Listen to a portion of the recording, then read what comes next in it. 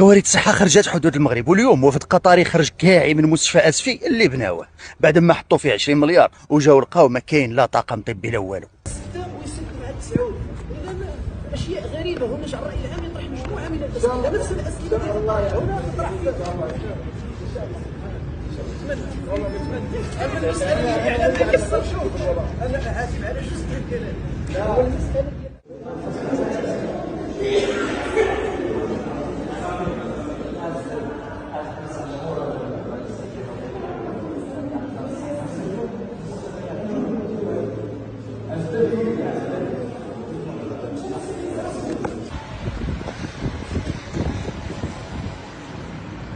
يا سيدنا باش تفهموا كوارث الصحه فين وصلت، هاد القطريين جابوا دعم في اطار شراكات بين المغرب ودول الخليج وبناو هذا المستشفى على اساس غيجهزوه، ووزاره الصحه غتكلف بالاطر الطبيه والموظفين.